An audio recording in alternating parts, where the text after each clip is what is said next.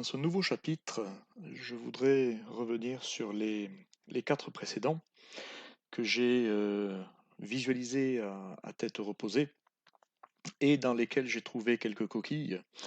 Alors, peut-être une explication, quand je fais ces présentations, ces cycles, je les fais les uns derrière les autres en une seule prise, un petit peu comme un rush.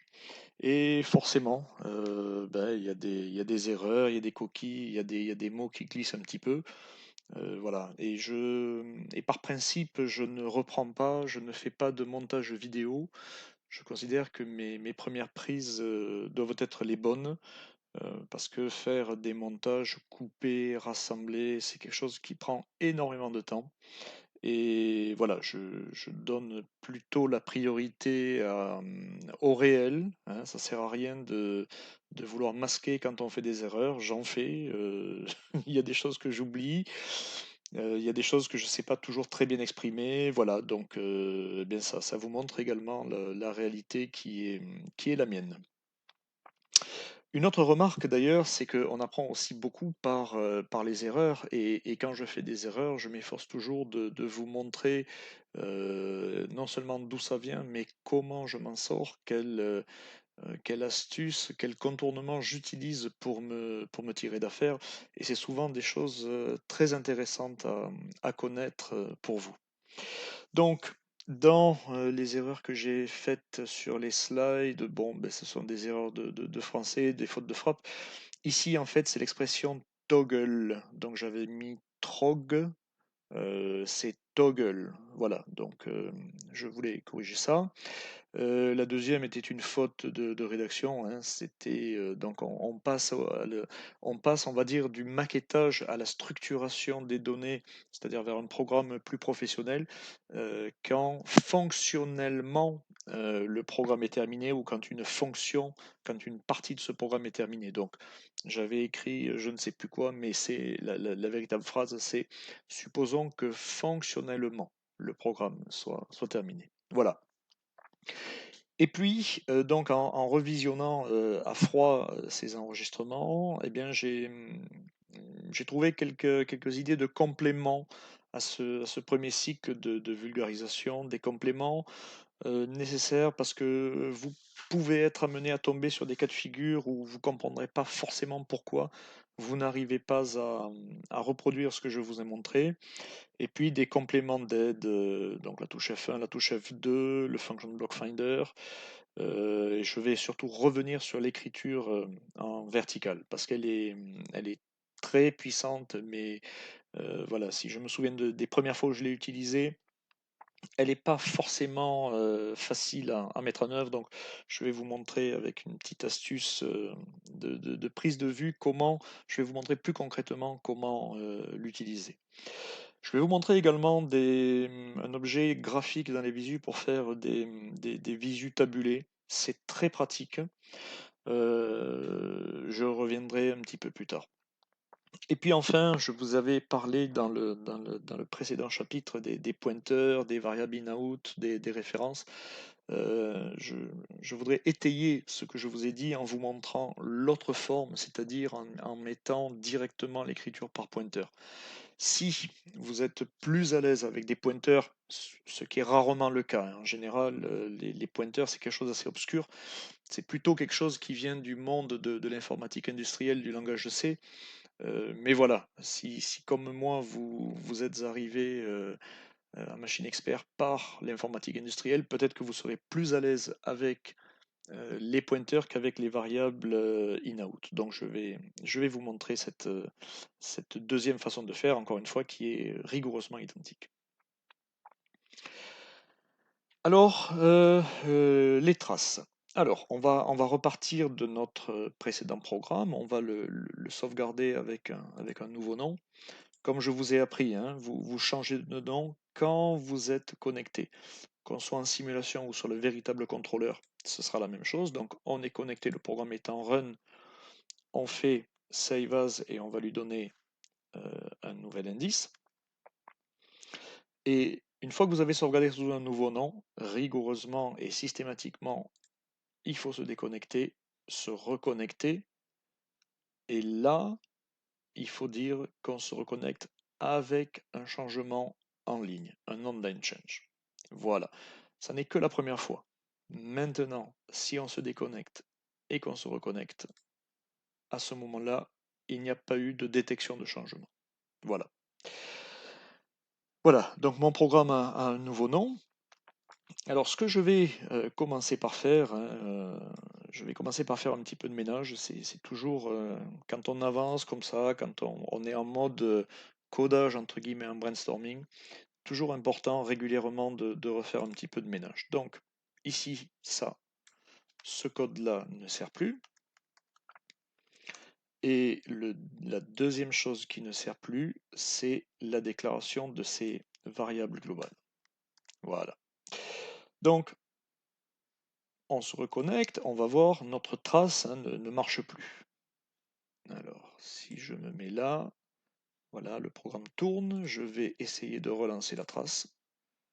Donc, dans l'autre trace, eh bien, il ne se passe rien parce qu'effectivement, hein, les traces qui allaient vers des variables globales ne sont plus accessibles, on les a supprimées. Alors, pour vous montrer le bug et le piège que je veux vous montrer, je vais commencer par copier, coller ma trace et la renommer adaptée. Donc ça sera trace position 2.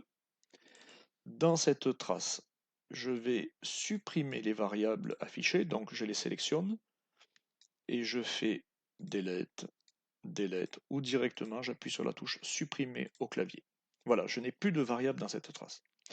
Et pour réafficher quelque part l'équivalent dans ma nouvelle trace, je vais commencer quelque part par les rendre visibles dans le code. Donc je vais vouloir afficher, je vais travailler par exemple sur mon premier axe. Hein. Donc j'ai ST mon axe 1, j'affichais la position. Donc quelque chose de très intéressant que je vous montre également, quand on affiche comme ceci une variable sans instruction avec juste un point-virgule, ça va permettre de l'afficher à l'écran. C'est quelque chose d'assez pratique. Donc on peut le faire comme ceci, on peut la mettre dans la watchlist, hein, je vous ai montré, mais voilà, d'ailleurs, vous voyez là aussi mes variables n'existent plus, donc elles ne sont plus affichées. Pour le faire, je remets gst mon axe 1.q position.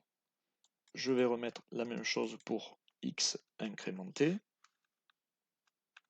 Donc c'est un ix incrémenté. Et on a la même chose pour la dernière variable. Et là, on retrouve nos variables. Voilà.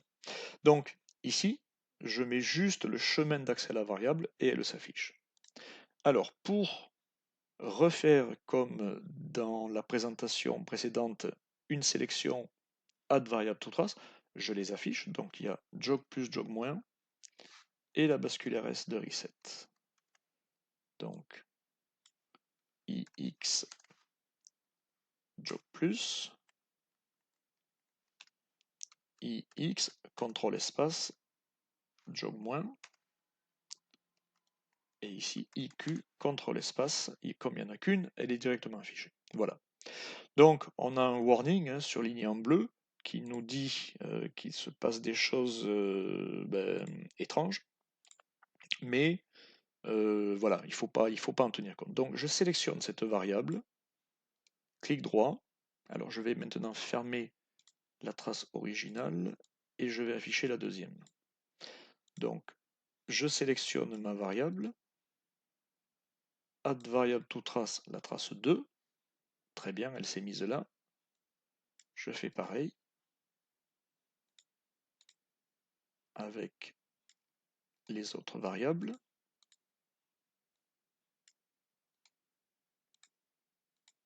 Voilà, je me reconnecte.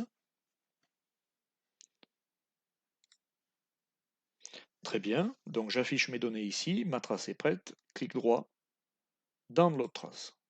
Et là, ça marche pas. Ça marche pas, c'est très bien, c'est l'effet démo et c'est ce qu'on voulait.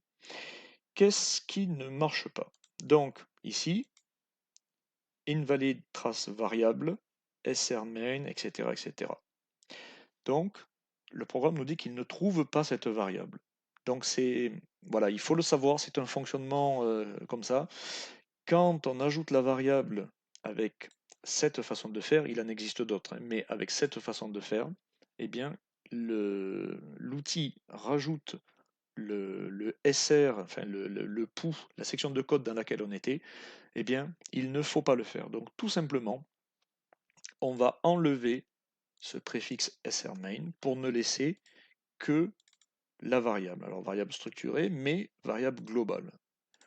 Vous voyez, je vous disais, je vais y revenir. Là, je le supprime et ça va marcher. Download trace. Voilà. Là, ça marche. Donc, on est sur l'axe 1. Si on revient sur la visu, de l'axe 1, on arrête, on met du jog plus, du jog moins. Voilà, ça marche. C'est ce que je voulais vous montrer. Donc, l'accès aux variables, parfois, il faudra remodifier si on utilise cette façon d'ajouter des variables. Vous voyez, je vous disais au début que je mettais souvent ceci en commentaire. C'est pour cette même raison-là. C'est-à-dire, si j'affiche une variable globale, je mets juste directement ceci. Si j'enlève ce commentaire-là, je vais avoir des erreurs partout parce que il me faudra préfixer par l'équivalent d'un namespace. Voilà. Et là, je retrouve mes données. Bon, encore une fois, c'est la même chose, c'est juste un petit peu plus lourd. À titre personnel, la façon dont je structure mes programmes, j'utilise beaucoup les structures, des structures de structure. J'ai finalement assez peu de variables globales dans mes programmes. Voilà, c'est ma façon de programmer et la meilleure, c'est celle avec laquelle on est à l'aise.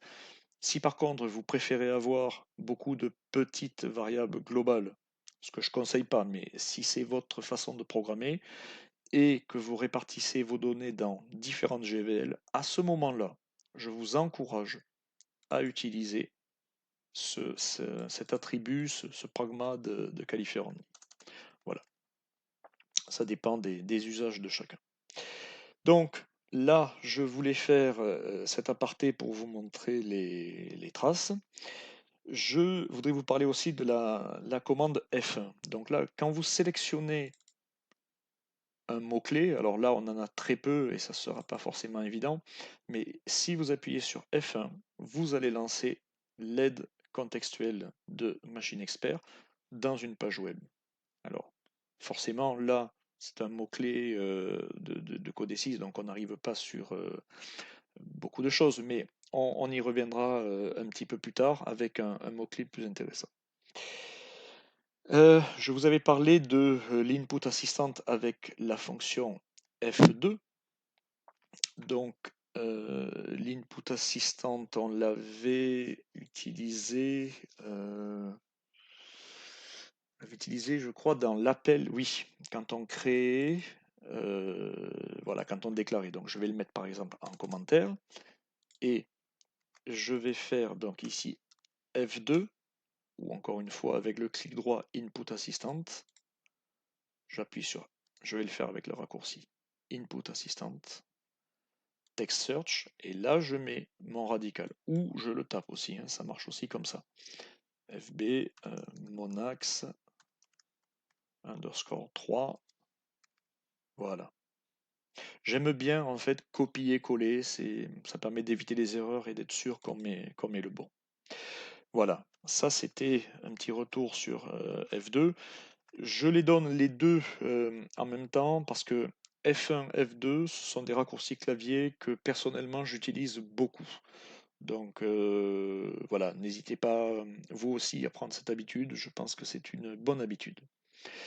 Le point suivant, je veux vous montrer ce qu'on appelle le Function Block Finder.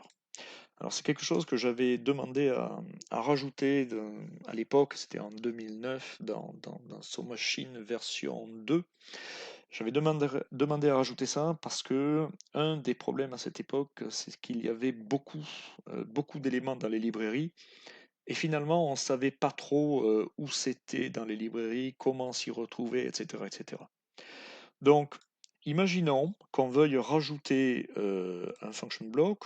On sait par ailleurs, par expérience, parce que le collègue nous l'a dit, on sait que ce function block, ben, dedans, il y a soit Theon, pour une tempo, soit Blink.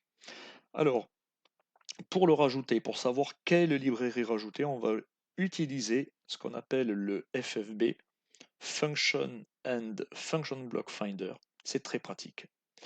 C'est un module de recherche, donc je sais que dans ce que je recherche, il y a par exemple trois lettres BLI, comme Blink. Volontairement, je casse à trois lettres, hein. On pourrait utiliser donc des caractères de recherche. On va mettre étoile et on va faire find. Eh bien, le Function Block Finder nous dit que dans la librairie utile, on a un function block Blink. Bon, eh bien, allez. Euh, Quand je clique là-dessus, il va m'ajouter le prototype un petit peu comme le Input Assistant, et surtout, il va m'ajouter la librairie utile. Voilà. Je le refais pour bien montrer l'ordre dans lequel ça se fait. Donc je supprime cette librairie, je supprime la librairie utile, je supprime ce blink qui n'est pas connu, et je refais Function Block Finder, BLI, blink, je l'ajoute, il m'a rajouté la librairie utile. D'ailleurs, je peux le retrouver. Je peux le retrouver dans Signal. Voilà. Je retrouve ce function block blink. Voilà. Alors, c'est probablement pas suffisant puisque il a rajouté le terme générique, hein. Il n'a pas rajouté l'instance du function block, donc je vais le rajouter. Je copie ceci, je le mets deux fois. La première fois, c'est la déclaration, donc c'est un function block, je vais mettre FB en minuscule, et je vais mettre blink exemple. Mais encore une fois, l'intérêt du function block finder, c'est de trouver. C'est de trouver. Une fois qu'on a trouvé, on va utiliser F2, Input Assistant, on met le nom qu'on a défini, on sélectionne. L'ancien, je peux le supprimer. Et maintenant, on va pouvoir dire, ben, par exemple, enable à true. Le time low, on va dire par exemple 2 secondes, donc ça va être T pour le time dièse 2000 millisecondes, et le temps O, on va mettre par exemple 1 seconde, donc une autre écriture, ça va être T dièse 1 seconde. Et la sortie, bien, je vais dire que je vais la mettre dans mon X blink out, qui pourrait piloter une sortie pour une vitrine, une verrine par exemple. Voilà, et ça, c'est un booléen que j'initialise à false. Vous connaissez mes maniaqueries. Voilà, donc si je me relog, on va voir donc ce bit qui va blinker. Alors, euh, il est un peu loin. Voilà, il blink. On va faire encore mieux. On va l'envoyer vers la trace. Là, cette fois, on est obligé de garder le radical SRmain puisque c'est une variable locale. Tout à l'heure, il ne le fallait pas parce qu'on était en variable globale. Et on va lancer la trace et on va voir le bit changer d'état. Toutes les 2 secondes, enfin toutes les 3 secondes, il monte 1 seconde. Donc 2 secondes à l'état bas, 1 seconde à l'état haut. Voilà, donc le function block finder, on peut faire la même chose, c'est des fonctions intéressantes, hein, le blink, le T-on, le T-off. On va le refaire pour le T-on. Donc là, je triche un petit peu parce que comme je l'utilise souvent, je la connais. Voilà, mais il y a plusieurs choses hein, où on trouve le théon à l'intérieur du mot. Voilà, H-théon, je ne sais pas ce que c'est, convert, etc. Celui qui m'intéresse, c'est celui-ci, dans la librairie standard. Alors de mémoire, la librairie standard est par défaut incluse dans un programme. Voilà, Théon, pardon, librairie standard, on va les trouver, voilà, Théon, on va les trouver ici. Voilà, je vous donne l'impression que c'est assez simple. Ceci dit, rechercher un function block dans une librairie quand on débute, c'est quelque chose qui peut prendre un petit peu de temps. Donc, comme la librairie est déjà intégrée, on n'a pas besoin de la rajouter à la main. Et si je veux rajouter ma tempo Théon, eh bien par exemple, je vais l'appeler FB Théon, par exemple pour le blink, ça va être de type Théon, c'est un function block. Je copie et F2 input assistant comme ceci. Eh bien, je vais dire que je veux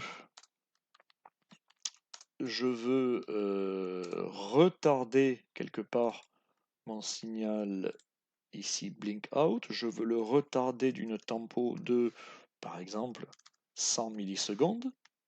La sortie, je vais l'envoyer dans un booléen blink out tempo. Ce booléen, je vais le déclarer. Je copie-colle et je vais enfin l'envoyer à la trace pour vérifier que eh bien, j'ai bien une tempo sur le front montant T on de mon bit. Alors, la visu ici, download. Voilà, ici, je peux enlever ça. Je peux enlever ça.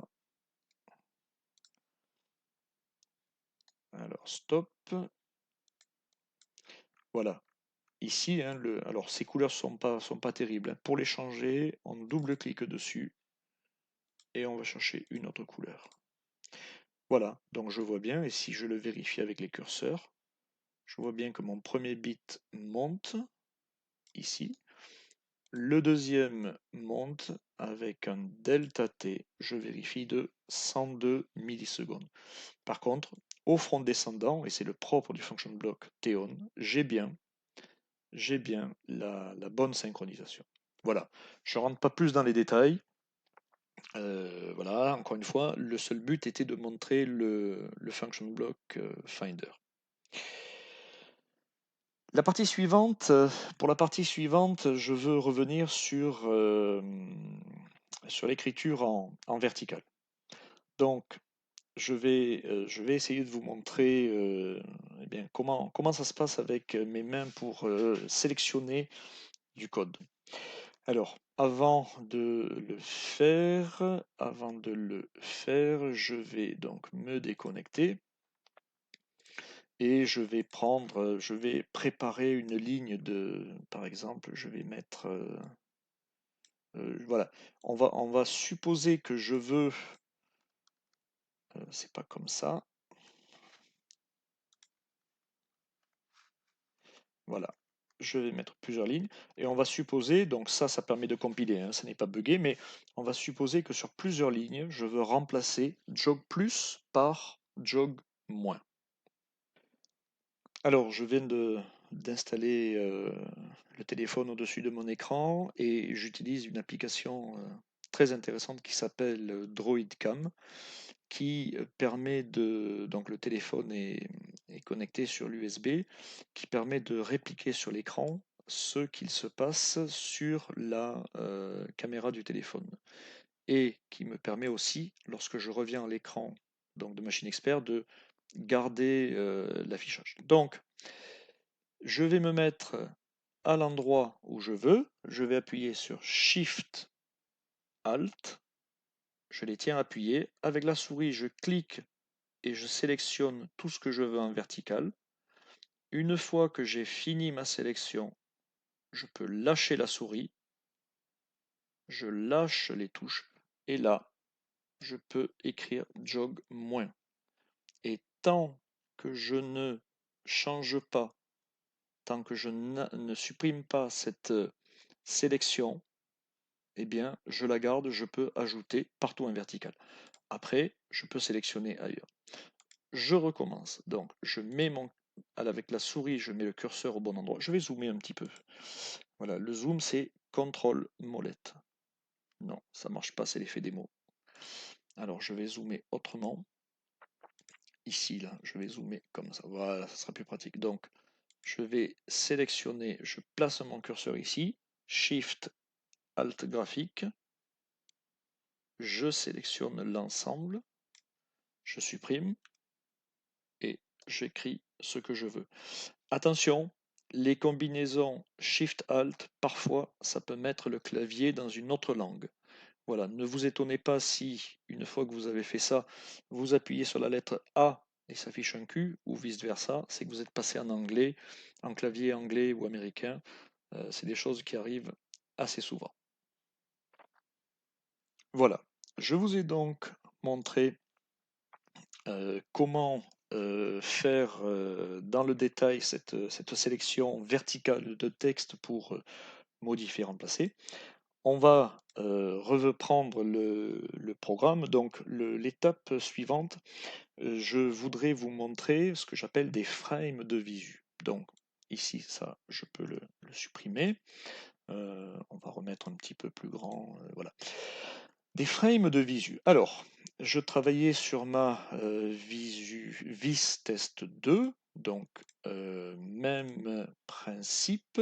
Je vais en créer une troisième pour ne pas modifier celle que j'avais. Donc, refactoring, vis-test 3. Voilà. Pour éviter de modifier celle-là, j'oublie pas de double-cliquer sur la 3 ou, comme je vous ai montré, on ferme tout et on réouvre. Donc, je vais ajouter une frame de visu dans ceci. Je vais également modifier la mise en page de ce qui représentait mes axes. Donc, je vais copier-coller, copy-paste ma frame de visu et je vais la renommer en horizontale.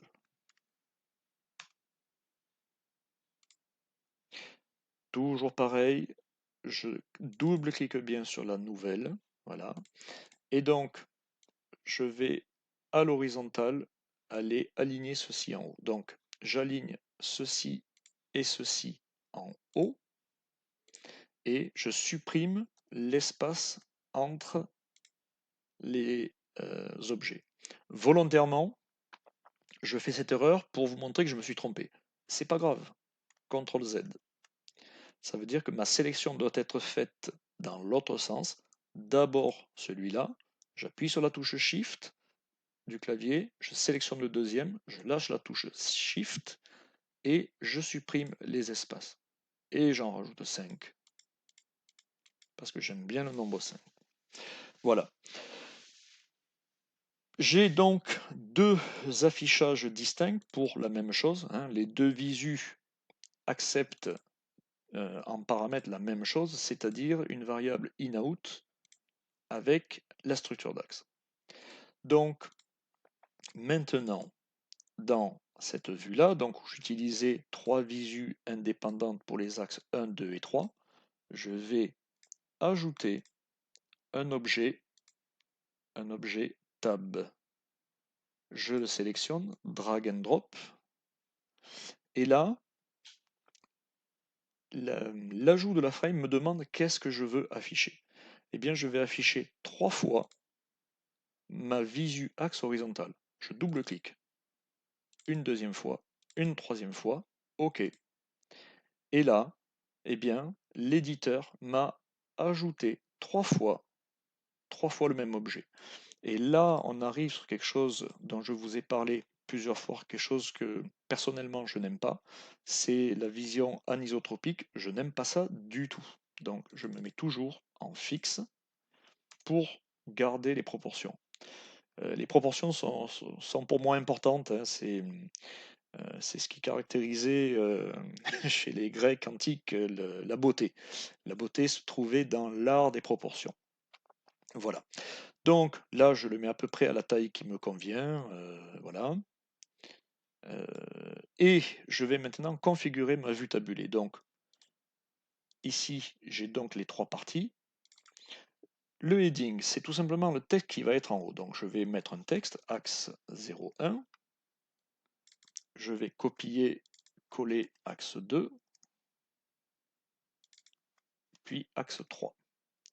Ensuite, les variables, eh bien dans le premier ici, je vais prendre la première variable qui est ici, donc qui s'appelait mon axe underscore 1. Je copie et je colle. Le deuxième, c'est mon axe underscore 2.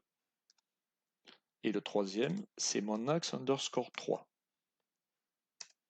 Et puis, mes headers, hein, on imagine que je veux les faire un petit peu plus larges. Donc je vais mettre une largeur de 120, ou au contraire, j'ai beaucoup d'axes à afficher, je vais mettre 80. Voilà. Alors, la vision avec des vues tabulées, les visus avec des tabulations, ça permet quelque part de moins encombrer l'écran. C'est-à-dire qu'on fait toujours la même chose, mais avec moins d'encombrement. On remarque, hein, que c'est bien les mêmes choses, les angles sont bien les mêmes.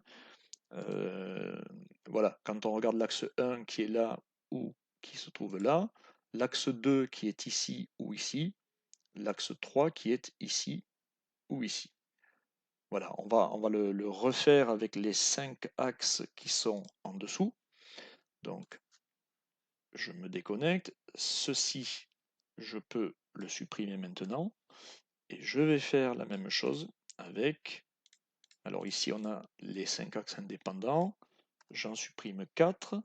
Je rajoute une vue tabulée où je vais mettre 5 fois l'axe horizontal. 1, 2, 3, 4, 5. OK. Je veux l'afficher en taille fixe. Je vais référencer, donc je fais beaucoup de copier-coller. Hein. Je copie axe 1. Ici, axe 1. Axe 2. Axe 3. Axe 4. Axe 5. Axe 01 bis. Alors on va le décaler un petit peu. 02 bis. 03. Bon, l'IHM parfois en fait un petit peu casse à tête. C'est pas grave. C'est pas grave, il suffit d'être plus fort que l'IHM. Et puis, on va donner, par exemple, 120. Voilà.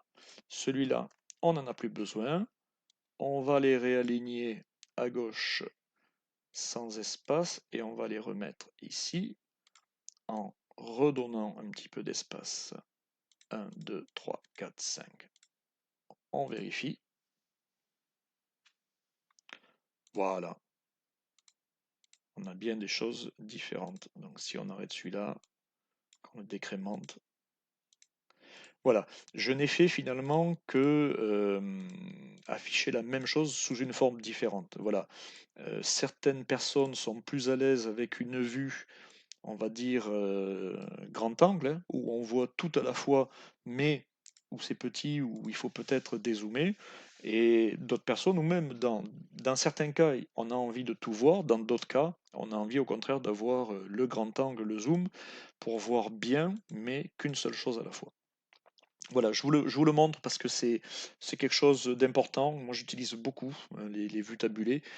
Quand on a une machine avec 30, 50, 80 axes, voilà, on peut pas afficher 80 axes sur un seul écran. Donc, une vue de synthèse tabulée, ça peut être très pratique. La dernière partie, je voudrais, comme je vous en avais parlé précédemment, revenir sur cette notion de variable in-out. Et je vous disais que l'écriture avec des pointeurs était finalement quasiment la même chose. Donc, eh bien, on va le démontrer. Alors, je vais copier, coller, modifier mon function block. Je vais le renommer refactoring. Je vais lui suffixer PTR pour le différencier. Et encore une fois, je pense bien à double-cliquer sur celui-là pour le modifier. Si je vais trop vite, je risque de modifier l'original et ce n'est pas bon. L'autre façon, c'est de faire Close All Window et de réouvrir celui-ci. Donc, on ne va pas passer le paramètre en variable inout, mais on va le passer en... Alors déjà, ça sera une variable de type pointer, donc pointer to, et ce n'est plus un IQ, une variable d'entrée-sortie, mais c'est un I, une simple variable d'entrée. D'ailleurs, vous voyez, je suis passé d'une variable inout à une simple variable in. Donc, ça sera un I et ça sera un PST, pointeur sur une structure. Donc, ça veut dire aussi que maintenant, je ne peux plus y accéder comme je le faisais auparavant. Donc, non seulement le nom a changé, on passe de IQ-STAX à IPSTAX. Alors, première étape, je vais tout renommer ici. Je copie, et pour renommer, c'est CTRL-H. CTRL-H, Replace. On le trouve aussi dans Edit, Find normalement. Je sais plus. Bon, il doit être quelque part. Tool. Bref, ce sont des raccourcis standards de Windows.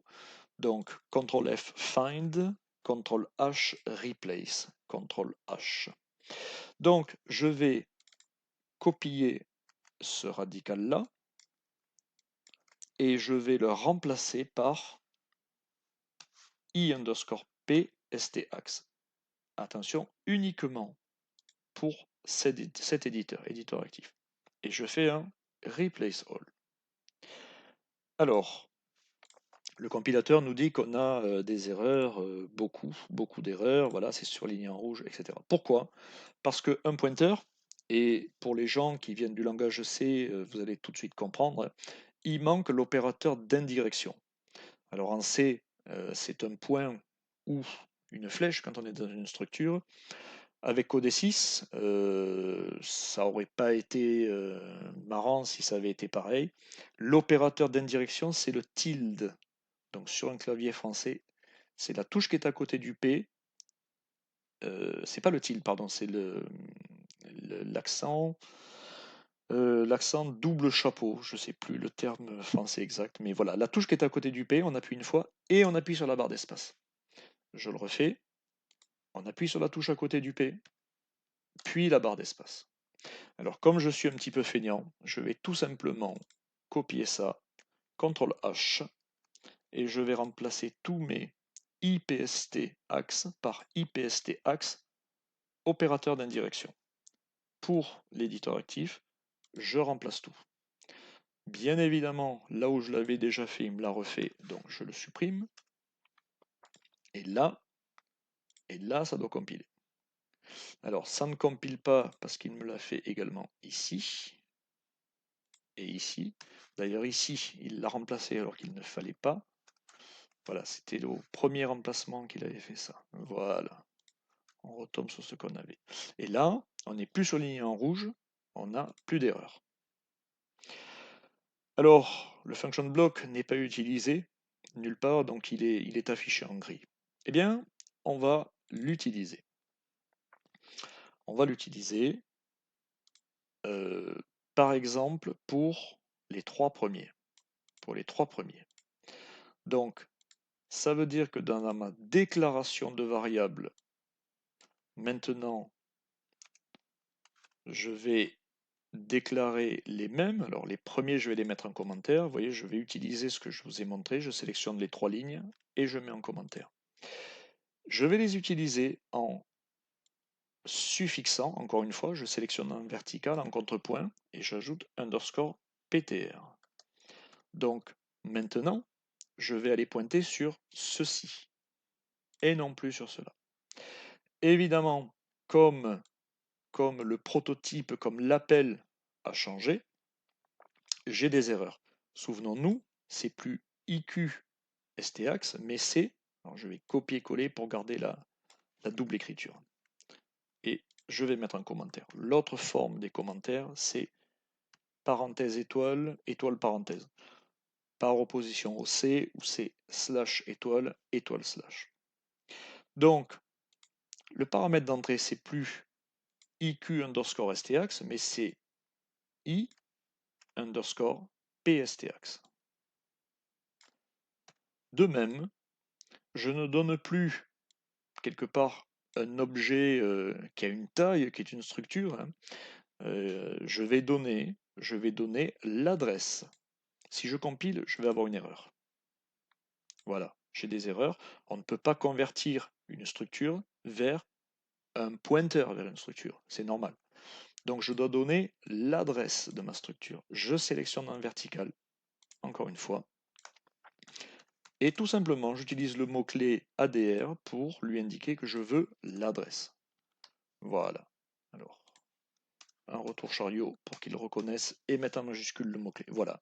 Et bien là, je n'ai plus d'erreur. Je n'ai plus d'erreur.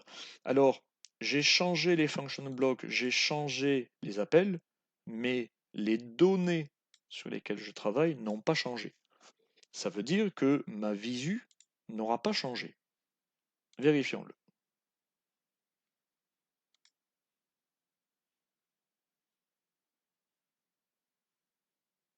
Alors, oui, on a eu des grosses modifications, donc on a fait un login with download. On revient sur la visu.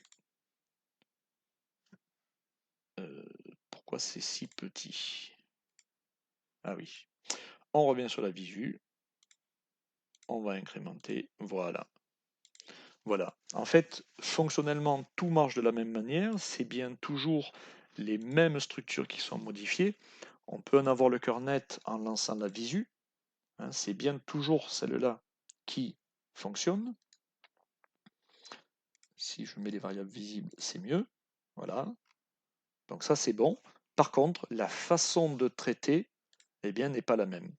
Donc, pour conclure, hein, passer une structure en variable in-out ou bien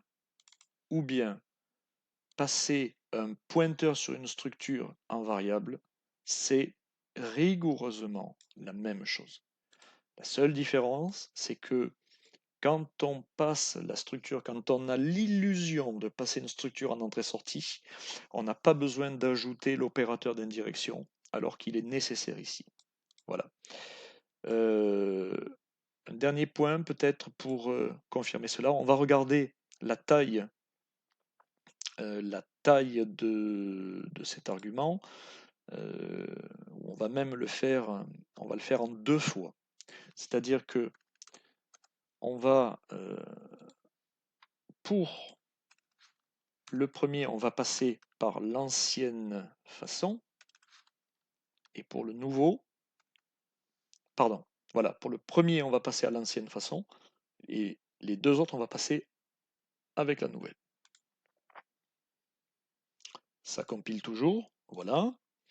Et on va regarder les tailles de ces données-là. Donc, comment on mesure une taille? Alors, UDI, Unsigned Double Int, des entiers 32 bits. Taille 1, ça va être un UD int que j'initialise à 0. Pareil pour le 2. La taille du premier paramètre, eh bien, ça va être défini par sizeOf. Le mot-clé sizeOf, c'est comme en langage C. SizeOf de ma structure. Si je compile, qu'est-ce que ça donne?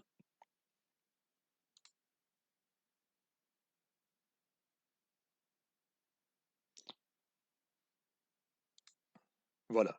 Ma structure fait 56 octets. On comprend bien qu'il n'y aurait pas de sens à empiler 56 octets, même si on les empile en 32, voire en 64 bits, ça n'a pas de sens, ça ferait beaucoup trop. Donc, c'est bien cette adresse-là cachée sous une variable in-out qui sera transmise. Dans le deuxième cas, donc je vais passer par une variable intermédiaire,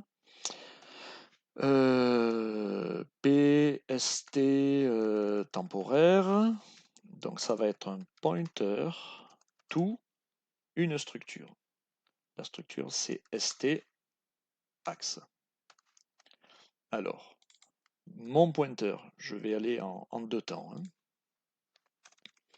Mon pointeur sera égal à l'adresse de ma structure et je vais donner ici.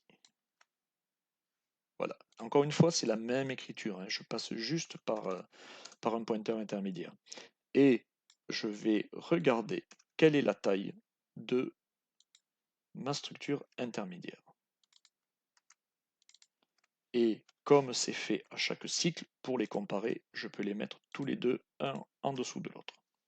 Je pourrais celui-là d'ailleurs ne l'initialiser qu'une seule fois, ça reviendrait au même. Et si on teste ceci, voilà. On a donc pour une adresse une taille de 4. C'est tout à fait normal et logique, hein. On est sur un processeur 32 bits. Donc en 32 bits, les adresses font 4 bytes. Voilà, voilà. Donc je suis allé très très loin sur cette partie, surtout dans une phase de vulgarisation. Voilà, bon, si vous ne comprenez pas tout pour le moment, c'est pas trop grave. Retenez que si vous êtes plus à l'aise avec des variables in-out, utilisez-les. Par contre, ce qu'il ne faudrait pas, c'est pour des variables in ou bien out, passer des structures complètes. Voilà.